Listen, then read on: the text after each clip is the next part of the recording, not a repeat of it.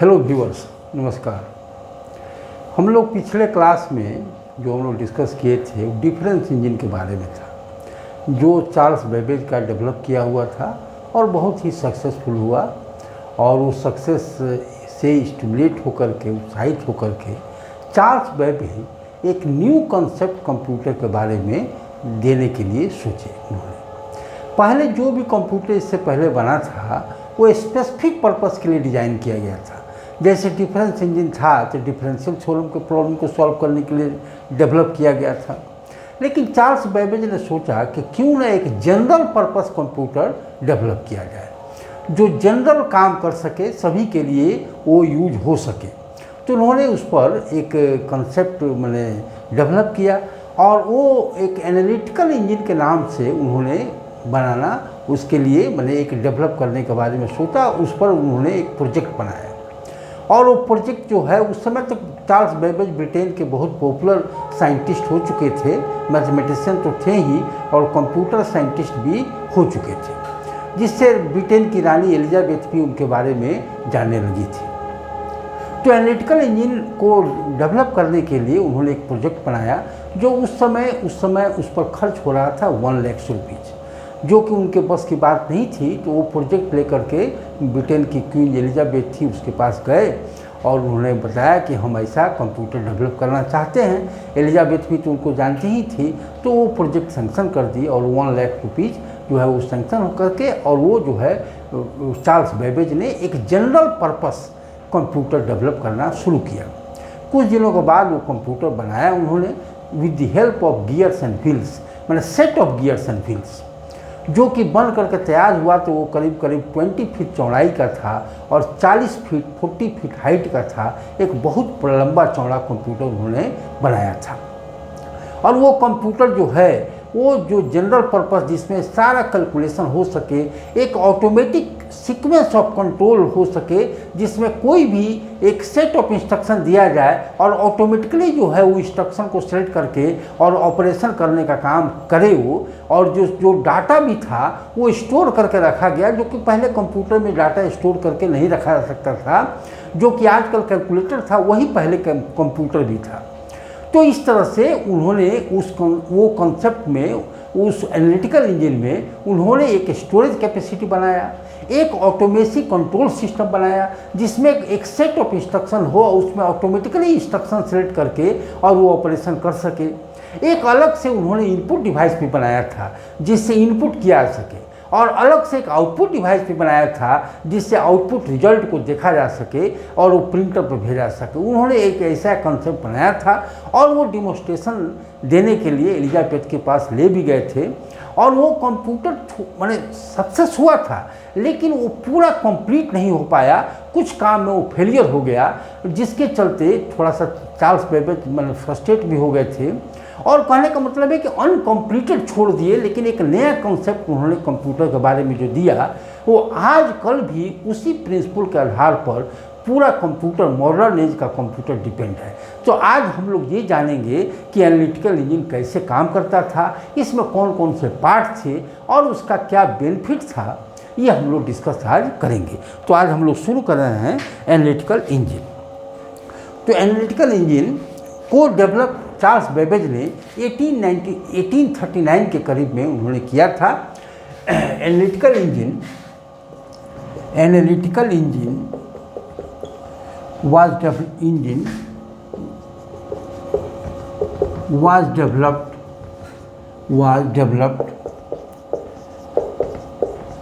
developed by Charles Babbage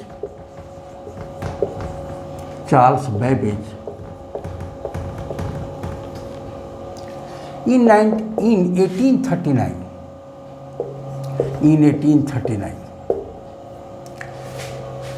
ठीक है, ये ही constituted this computer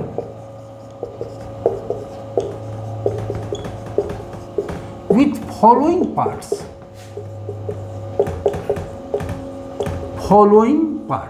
ये पार्ट्स मिल करके उन्होंने कंस्टिट्यूट किया था।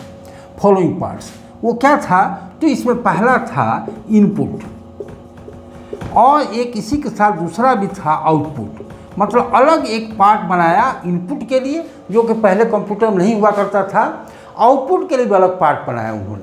एक तीसरा पार्ट उन्होंने बनाया था जिसको मिल कहते हैं, जो प्रोसेसिंग करने का काम वो करता था। प्रोसेसिंग का मतलब है addition, subtraction, multiplication and division.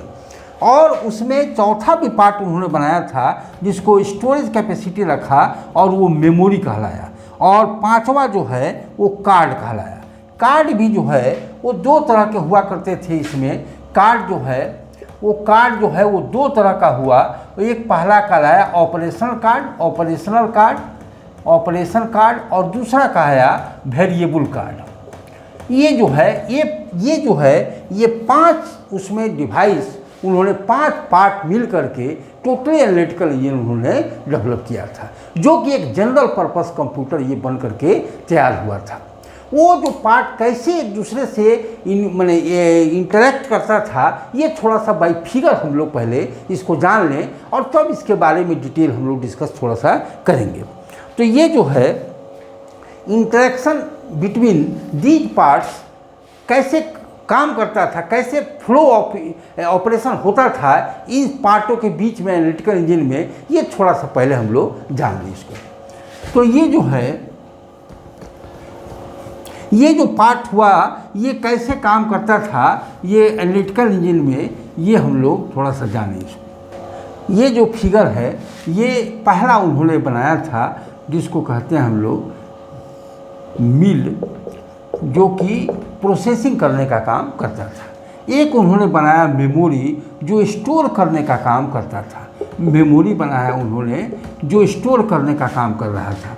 हम लोग एनालिटिकल इंजन को डिटेल में थोड़ा सा जानने इसलिए ज़रूरी है क्योंकि इसी एनालिटिकल इंजन एक नया प्रिंसिपल दिया जिस पर टोटली मॉडर्न एज का कंप्यूटर डिपेंड करता है। इसलिए हम लोग एनालिटिकल इंजन थोड़ा सा डिटेल में हम लोग जान लें। तो ये जो है रिजल्ट के लिए था, आउटपुट था जिससे रिजल्ट लेने का काम किया जाता था जो है। और एक बनाया उन्होंने कार्ड, जो है 2 पार्ट में होता था और एक को कहते थे ऑपरेशनल कार्ड और दूसरे को कहते हैं वेरिएबल कार्ड। ये जो है इंस्ट्रक्शन प्रोवाइड करता था, इंस्ट्रक्शन देता था मिल को और ये जो है ये लोकेशन बताता था कि कहाँ डाटा रखा हुआ है, वेरिएबल कार्ड जो है। और ये एक दूसरे से ये जो है ट्रांसफ़र होता था और यहाँ से जो है रिजल्ट आता था। ये जो आउटपुट है जो प्रिंटर के रूप में काम करता था, जो आउटपुट है। तो ये जो है इसी तरह से एनालिटिकल इंजन में इंटरेक्शन होता था। कैसे होता था ये जान लेते हैं हम लोग। देखो मिल जो है ये प्रोसेसिंग करने का काम करता था। जैसे हम लोग जनरल भी फैक्ट्री को पहले लोग मिल ही कहते थे, क्यों? क्योंकि वो फैक्ट्री प्रोसेसिंग करने का काम करता था। जैसे चीनी मिल है तो केन को वो ये जो है जूस निकालता है, जूस से वो शुगर बनाता है, तो ये प्रोसेसिंग करता है जिसके चलते उसको मिल कहा जाता है। तो कोई भी मिल है, चक्की मिल भी कहते हैं, जिसमें गेहूँ डालते हैं तो आटा निकलता है, तो मिल प्रोसेसिंग करने का जो प्रोसेस ये डिवाइस होता है उसको मिल कहा जाता है। तो उस समय इसको भी मिल कहा गया। तो ये प्रोसेसिंग क्या कहा करता है? तो addition, subtraction, multiplication and division करता है। तो ये जो है ये इसलिए इसको मिल कहते हैं, ये ऑपरेशन करने का काम करता था। और मेमोरी जो है स्टोरेज कैपेसिटी था, जिसमें एक नया कॉन्सेप्ट उन्होंने दिया। पहले स्टोरेज कैपेसिटी कंप्यूटर में नहीं हुआ करता था। चार्ल्स बेबेज ने एनालिटिकल इंजन में उन्होंने नया कॉन्सेप्ट दिया स्टोरेज का, जिसमें डाटा को हम स्टोर करके रख सकते थे और वो जो है स्टोरेज डेटा मिल में ट्रांसफ़र होता था और वहाँ डाटा पर ऑपरेशन करता था। तो ये जो है मेमोरी हुआ करता था, जिसमें हम डाटा को पहले ही से 5, 6, 10 जितना भी डाटा है रखना है उसको रख देते थे और वो जो है ये 1 बाई 1 ऑटोमेटिकली जो है सेलेक्ट होकर के मिल में जाता था और रिजल्ट देता था। और जो रिजल्ट आता था वो फिर आकर के स्टोरेज में स्टोर होता था और यहाँ से आउटपुट में चला जाता था, जो प्रिंटर के रूप में था जिसको प्रिंट कर देता था और आउटपुट निकल जाता था। यहाँ कार्ड जो है 2 तरह का, एक ऑपरेशनल कार्ड जो number of cards, set of cards था, ऑपरेशन कार्ड मतलब डिफरेंट टाइप ऑफ ऑपरेशन, जैसे एडिशन, सब्ट्रैक्शन, वेरिएबल, सभी ऑपरेशंस के लिए अलग अलग कार्ड था। वो कार्ड सेलेक्ट करता था ऑपरेशन कार्ड, और वो कार्ड के अनुसार वो इंस्ट्रक्शन देता था मिल पर कि जो डाटा जो आ रहा है उसको कौन सा ऑपरेशन उस पर करना है, ये ऑपरेशन कार्ड सेलेक्ट करके उसको प्रोवाइड करता था मिल को। यहाँ वेरिएबल कार्ड था कि वो मेमोरी लोकेशन बताता था कि जहाँ डाटा रखा हुआ है, और उस डाटा को मेमोरी ट्रांसफ़र कर देता था मिल को, और मिल जो है उसको ऑपरेट करके और रिजल्ट देता था मेमोरी को, और मेमोरी फिर उसको आउटपुट डिवाइस में प्रोवाइड कर देता था, जिससे यूजर अपना रिजल्ट देख सकता था। इस तरह से ये टोटली ऑपरेशन एनालिटिकल इंजन करता था।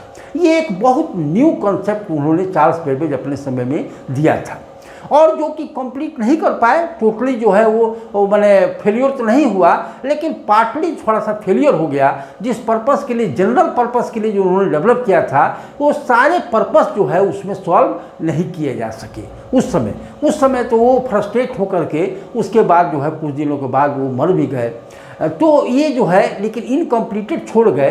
तो इसको बाद में जब इलेक्ट्रिक डेवलप किया गया, इलेक्ट्रिकल माने डिवाइसेस होने लगे, तो ये गियर्स व्हील्स को इलेक्ट्रिक से चला करके टेलीफोनिक वायर के मदद से इस एनालिटिकल इंजन को कंप्लीट किया गया, जो कि अभी भी साइंस म्यूजियम लंदन में रखा हुआ है।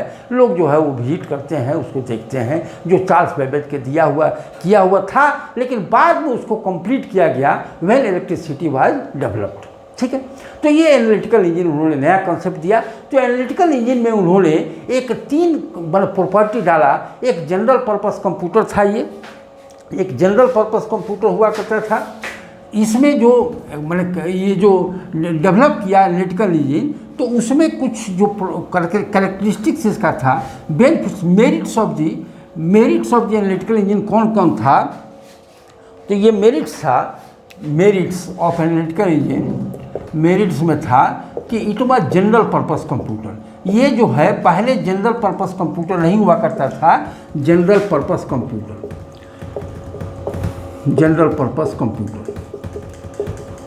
ये सब जो है आजकल कंपटीशन में भी बहुत पूछता है, इसलिए इसकी जानना ज़रूरी होता है। आजकल कंप्यूटर में तो है ही, जो कंप्यूटर प्रोफेशनल हैं ही उसके लिए तो ज़रूरी है ही, लेकिन जो कंपटीशन की तैयारी कर रहा है, जो कंपटीशन है, ये जो है सब क्वेश्चन आता है, इसलिए ये जानकारी सभी के लिए ज़रूरी होता है।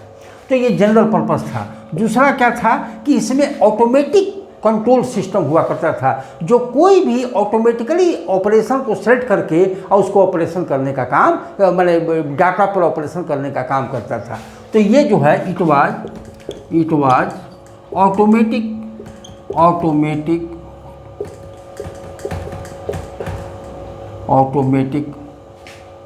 Processing,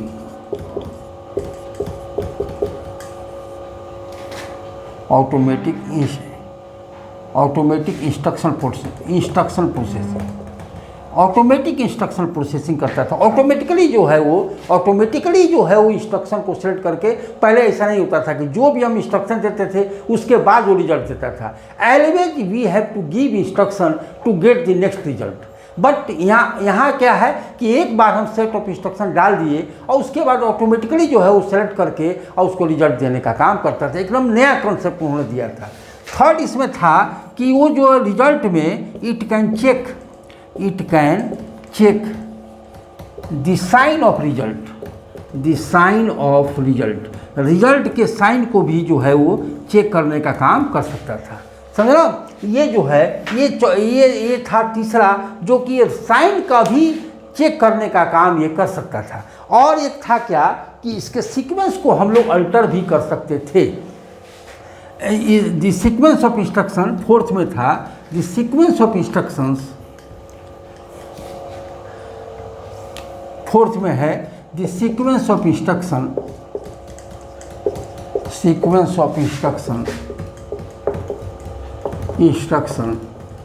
can also be altered Altered का मतलब है कि अकॉर्डिंग टू द नीड हम उसको स्किप भी कर सकते थे, बैकवर्डली भी जंप कर सकते थे, फॉरवर्डली भी जंप कर सकते थे। ये ऐसा कॉन्सेप्ट उन्होंने दिया था जो कि एक नया कॉन्सेप्ट था। हालांकि उस समय वो कंप्लीट नहीं कर पाए थे और अनकम्प्लीटेड छोड़ करके ही वो चले गए, लेकिन बाद में इसको कंप्लीट करके अभी भी analytical engine science museum London में रखा हुआ है। एक नया कॉन्सेप्ट देकर चले गए, लेकिन वो जो है चला मिडिल एज का, ये सबसे मोस्ट पॉपुलर कंप्यूटर बना था उस समय। लेकिन ये जो है इसका अभी मिडिल एज में ही था। ये लास्ट मिडिल एज का सबसे मोस्ट पॉपुलर कंप्यूटर था, वो था पंच कार्ड मशीन, जो कि डॉक्टर हर्मन हॉलिस ने डेवलप किया था 1899 में। 1899 में एक अमेरिका में सेंसस का काम शुरू होने वाला था। सेंसस मतलब जनगणना। तो उसमें एक निकाला गया था कंपटीशन कि जो सबसे फास्ट कंप्यूटर डिवाइस डेवलप करेगा, जो एंट्री करने का काम करे, प्रोसेसिंग करने का काम करे, उसको स्टोर करने का काम करे, तो उसको इनाम भी दिया जाएगा और उसके डिवाइस को सेलेक्ट कर लिया जाएगा सेंसस के काम के लिए भी। तो इस तरह से वो कंपटीशन में डॉक्टर हर्मन हॉलिस भी अपना एक मशीन डेवलप किए, जो कि पंच कार्ड मशीन के रूप में उन्होंने डेवलप किया था। और वो पंच कार्ड मशीन सेंसस के डाटा को एंट्री करने में, फास्टली एंट्री करने में काम भी आया और उनका डिवाइस सेलेक्ट भी हो गया। तो ये 1899 में डॉक्टर हर्मन हॉलिस का पंच कार्ड बहुत पॉपुलर हुआ था। तो ये जो पंच कार्ड मशीन था वो कैसे काम करता था, थोड़ा बहुत इसका जानकारी हम लोग ले लें और उसके बाद हम लोग मॉडर्न एज कंप्यूटर पे चले जाएंगे। तो ये जो है, ये एक लास्ट जो है हम लोग जाने कि डॉक्टर हर्मन हॉलिस ने पंच कार्ड मशीन का डेवलपमेंट किया था और वो कैसे किया था, ये थोड़ा सा इसके बारे में डिटेल हम लोग डिस्कस कर लें। तो ये जो है उन्होंने बनाया था punch card machine, punch card machine. In 1899 doctor Herman Hollies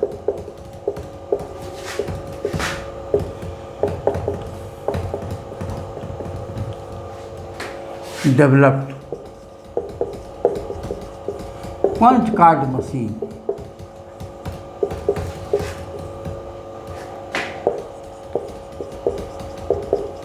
to enter data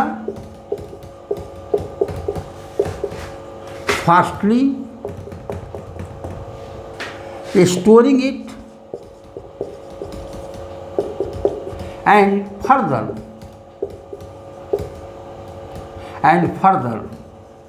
processing it।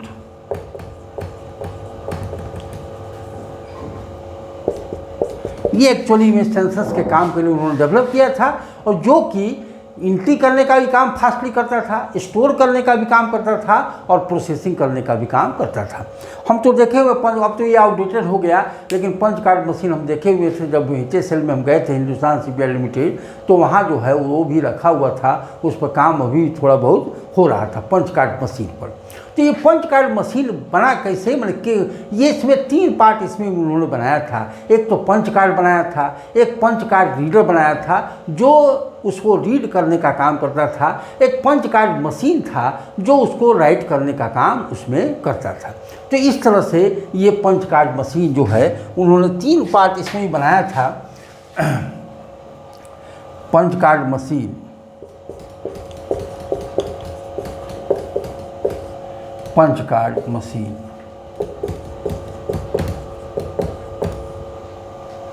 consisted 3 parts. वो कौन कौन था पार्ट्स?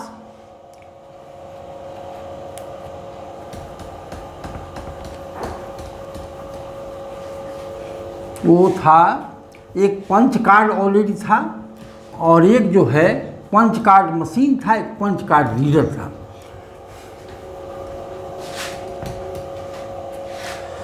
एक उन्होंने पहला उसमें बनाया था पंच कार्ड,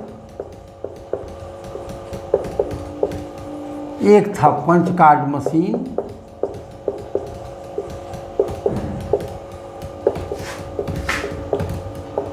और तीसरा था उसमें पंच कार्ड रीडर।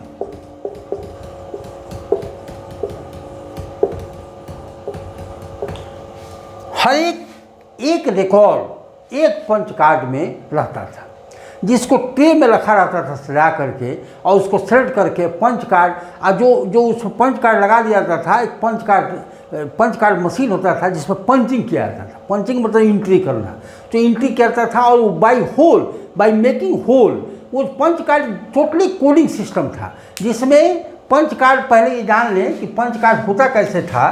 तो पंच कार्ड एक पोस्ट कार्ड शेप का, पोस्ट कार्ड पहले चला करता था, अभी भी है, पोस्ट कार्ड शेप का ये होता था, जिसमें 12 रोज होते थे और 80 कॉलम्स होते थे। पंच कार्ड जो था वो एक पोस्ट कार्ड साइज था, और वो जो है थोड़ा बहुत हम लोग डिटेल जान लें इसका। पंच कार्ड जो है वो एक पोस्ट कार्ड साइज का होता था, और ये जो है ऐसे होता था, और जो है ये 12 रोज में डिवाइडेड होता था।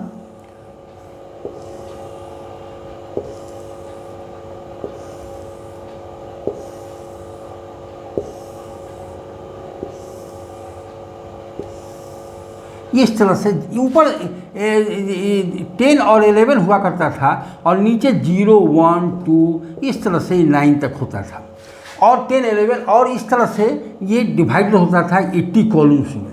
80 कॉलम्स में डिवाइड होता था।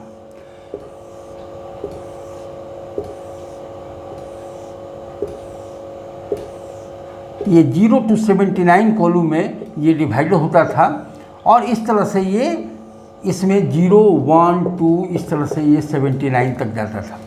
और ये लगाया जाता था पंच कार्ड मशीन में, जिसमें पंचिंग किया, जैसे टाइपराइटर का पंचिंग होता है ना, उसी तरह इसमें होता था। और ये बाय मेकिंग होल, ये होल जो है बना करके, जैसे यहाँ एक होल बना दिया, जो कि एक होल बन गया, और ये कोडिंग सिस्टम पे काम करता था। हर एक रो एंड कॉलम का अपना एक कोडिंग सिस्टम था, और उसी में एंट्री होता था, जिससे फास्टली भी होता था। हर एक रो एंड कॉलम का अपना एक करेक्टर सेट था, जिसमें वो एंट्री हो जाता था। जस्ट लाइक मैंने जो स्टेनोग्राफर जो है करते हैं, उसी तरह समझो इसमें कोडिंग होता था। और ये कोडिंग से होल करके जो जहाँ भी है उसका होल होता था, और इस तरह से पंचिंग होती, इसी को पंचिंग कहते हैं। इसमें डाटा को पंच कर दिया जाता था, और ये होल बन करके, और वो एक रिकॉर्ड एक पंच कार्ड में आ जाता था, और उसको ट्रे में जो है वो रख दिया जाता था। जब इसकी प्रोसेसिंग करने की जरूरत पड़ती थी, तो एक पंच कार्ड मशीन, ये जो है पंच कार्ड, ये तो पंच कार्ड था, पंच कार्ड मशीन जो है makes entry, punches the entry, punches the card to make entry, punches card to make data entry, data entry. इस तरह से by making hole data was entered in this punch card by the punch card machine. ठीक है, और इस तरह से coding system में ये पंच कार्ड होता था, और ये स्टोर करता था। इसके बाद इस पंच कार्ड को जो है जिसको पढ़ना होता था, तो ये पंच कार्ड रीडर होता था, जो कि पंच कार्ड रीडर इसको रीड करता था, और एक्चुअल में क्या लिखा हुआ है उसको वो डिकोड करके डिस्प्ले करने का काम करता था। ये कोडिंग में था, और ये जो है इसको डिकोड करता था पंच कार्ड रीडर, जो इसको पढ़ने का काम करता था। तो ये पंच कार्ड जो है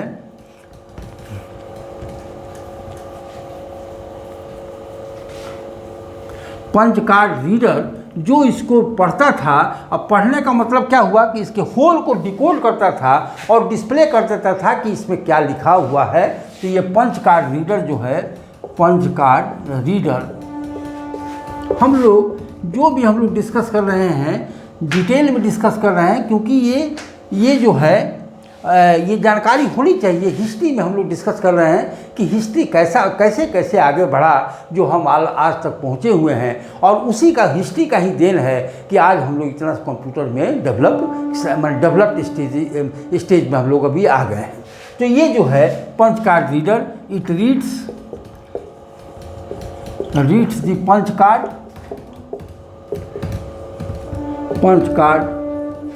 and decodes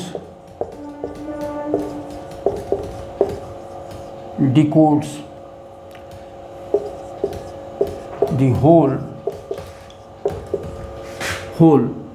to display actual data.